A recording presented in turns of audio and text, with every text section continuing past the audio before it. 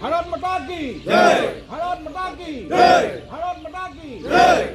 আজি ভাৰতবৰ্ষৰ ৭৭ সংখ্যক গণৰাজ্য দিৱসৰ পতাকা উত্তোলন কাৰ্যসূচী আমি মৰাণ থানাত আৰম্ভ কৰিলোঁ।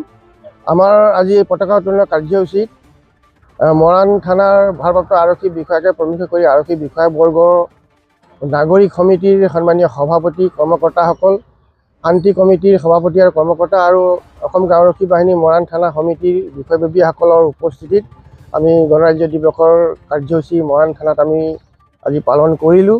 আৰু আজি আমি আমাৰ মৰাণ থানাত এই আৰক্ষী বাহিনী পতাকা উত্তোলন কাৰ্যসূচী মৰাণ নাগৰিক সমিতিৰ সন্মানীয় সভাপতি ৰঞ্জিত চেতিয়াদেৱে উত্তোলন কৰে।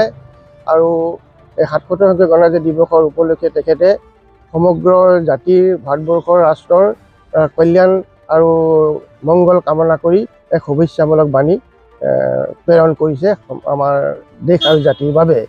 আমি আশা কৰিছোঁ যে ভাৰতবৰ্ষৰ সাৰ্বভৌম গণৰাজ্য হিচাপে নিজৰ স্বাভিমান বিশ্বত অক্ষুণ্ণ ৰাখি আৰু এইখন সন্মানীয় দেশৰ নাগৰিক হিচাপে আমি আমাৰ দেশখনৰ প্ৰতি কৰিবলগীয়া সকলো কৰ্ম আৰু আমাৰ চিন্তা, আমাৰ সেৱা আমি আগবঢ়াই দেশখনক অগ্ৰগতি বা উন্নতিৰ পথেৰে আমি আগুৱাই লৈ যাম বুলি আজি সংকল্পবদ্ধ হৈছোঁ।